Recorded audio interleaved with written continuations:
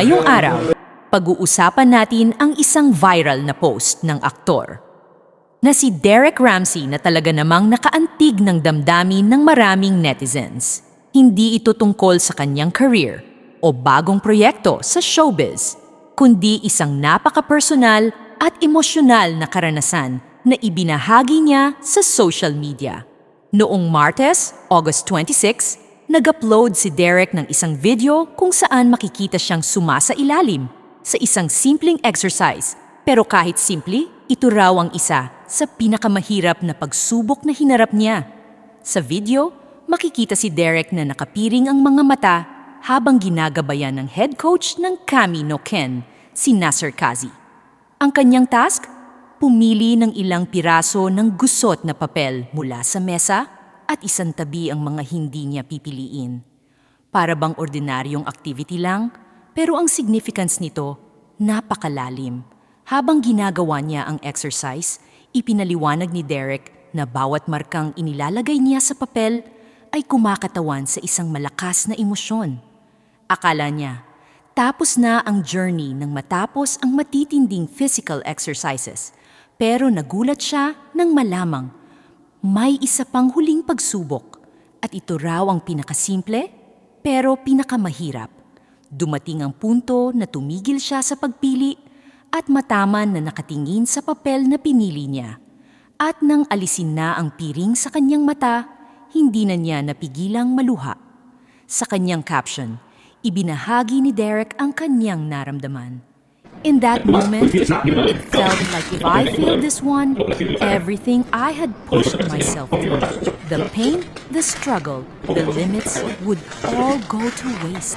So I dug deep, trusted the process, and followed my gut. Dito na nagsimula ang kanyang breakdown. Ngunit nilinaw ni Derek na ang pag-iyak na iyon ay hindi dahil sa kahinaan, kundi dahil sa matinding relief, amazement, at pure gratefulness. Ayon sa kanya, sa papel na iyon, naroon lahat ng emosyon na kanyang pinasan. At nang makita niya ito, para bang nabunutan siya ng tinik. Stand up. Stand up. No, stand up. Stand up. That's a decision. That's a straight up decision. Come here. Okay. Come here. Come here. Come here. Stand here. So. I open it, look, if it's not that, it doesn't matter. But if it's that, I swear you understood the essence of it and it's the beginning of completely new path. And you created a completely different connection with your intuitive mind. Let's see, smile. Okay.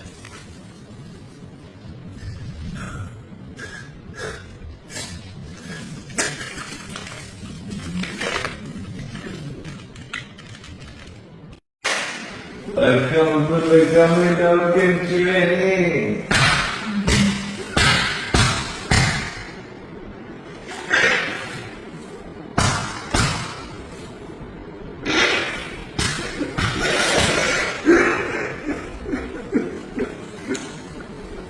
Very good.